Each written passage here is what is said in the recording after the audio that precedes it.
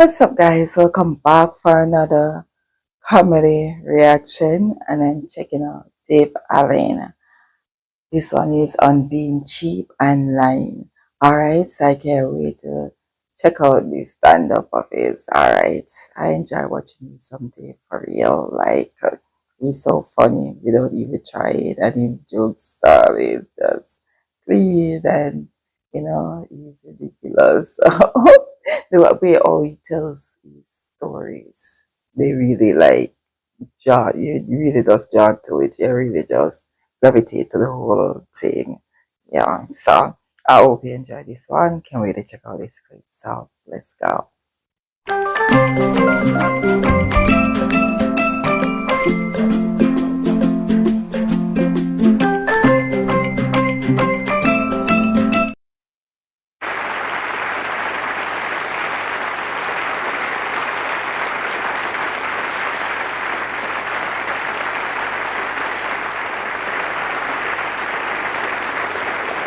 Thank you. Thank you very much indeed, and good evening and welcome to the show, ladies and gentlemen. I've had a few queries from the past two shows which I've done.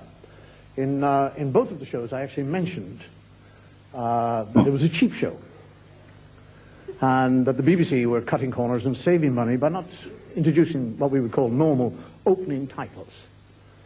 And I've heard from upstairs that they're not amused.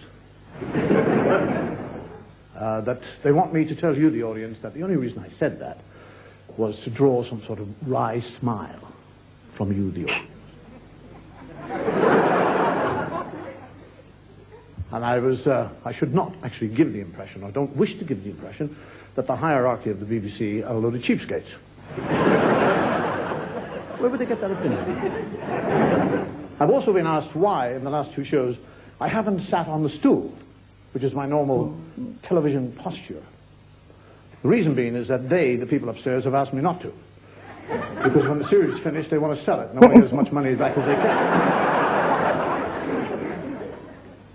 can. When I was a child, as part of my upbringing, my parents always tried to impress upon me the goodness of being open, honest, and truthful.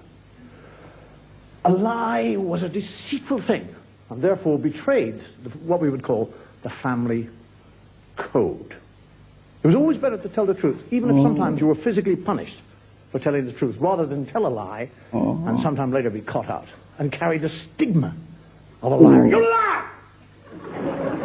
You are a liar! You're a despicable little child, and nobody will have anything to do with you anymore! You are a liar! You are a liar! You are a liar! You liar! Nobody will ever talk to you. You'll die by yourself. I'm a liar. I'm a liar.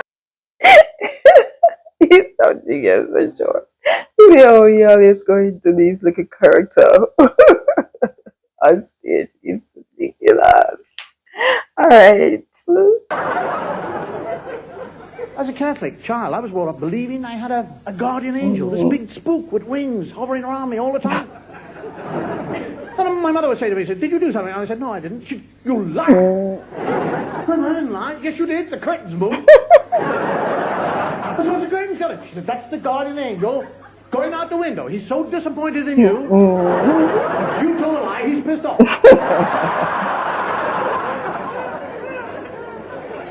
The other thing, the black spot. Did you come across that? Oh, you're so long. You speak English, don't you? Liars. The black spot. My mother would say to me, do you wash your hands? And I said, yes. She said, show me your tongue.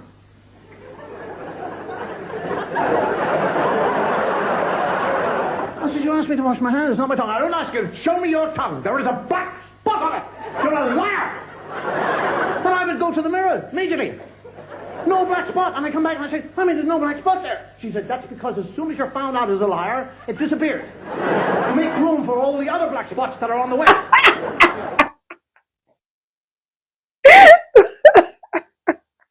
Really? As soon as you find out you're a liar, it disappears. Make room for all the other black spot that's going to appear.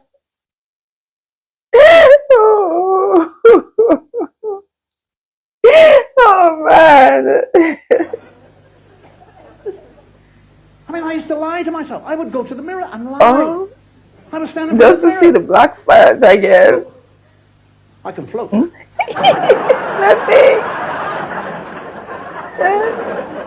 I can jump over a tree. I've got the biggest willy in Ireland.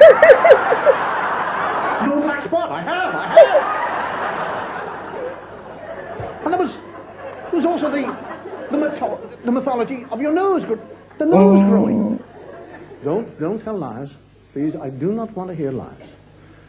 Every time you tell a lie, your nose begins to grow. The more lies you tell, the bigger your nose will be. And you will have an enormous nose. And people will look at you. And they won't say, oh, look at that poor little boy with the big nose. They'll say, there's a liar. He's got the biggest nose in Ireland. And I say, I'm the biggest one.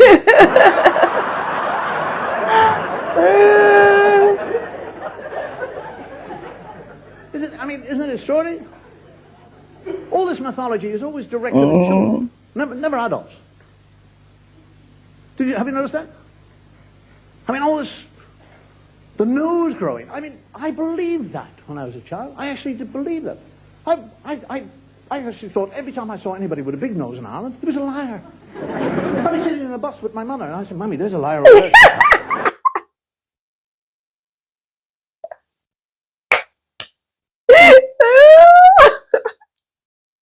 What?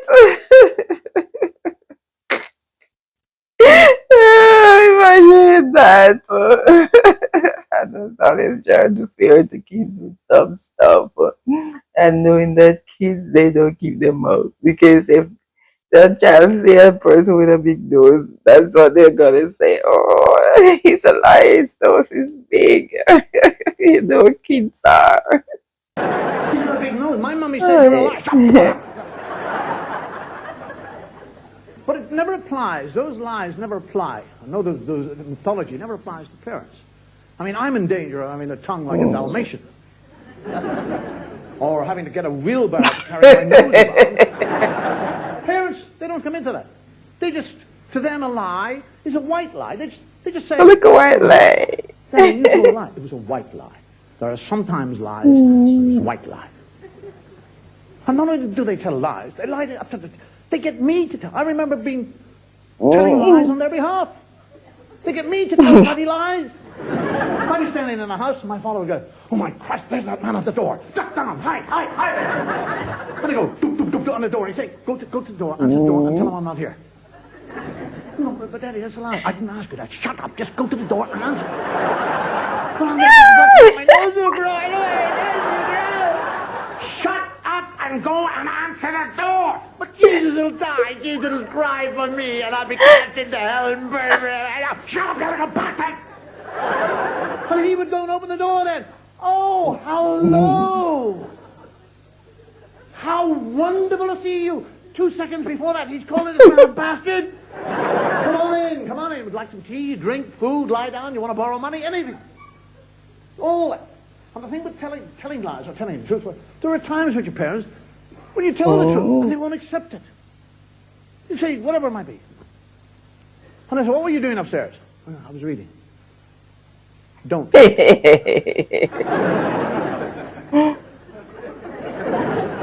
Oh, I wasn't, Eddie, honestly. I was. Don't tell me lies. I'm telling you, I do not wish to hear any more of these perpetual lies. You're not going to tell me that you were upstairs doing nothing. I swear on the Bible. Don't you swear on the Bible! Now, what were you doing up there? So to appease them, you tell them a bloody lie. I was jumping on the bed. I knew you were doing something up there. And I've always told you, if you tell me the truth, I shall reward you. And because you told me the truth, I'm going to reward you. And he was sicklings. I said, but I also told you, because you tell lies, you're going to be punished. And you didn't tell me that. So give me that 6 months back. Oh, man. That's the thing, you know. I'm for real, though. The truth is a lie and the lie is the truth. Why they don't believe you? Because then you're always telling lie. Okay. You're only supposed to lie when they need you to lie. Okay. Oh man, I enjoy me some Dave Allen for real. That was a good one for sure. And I enjoy it. I hope you enjoy it as well. Alright, so don't forget to live, love, laugh, and to learn. Catch you in another one. Thanks for watching. Bye.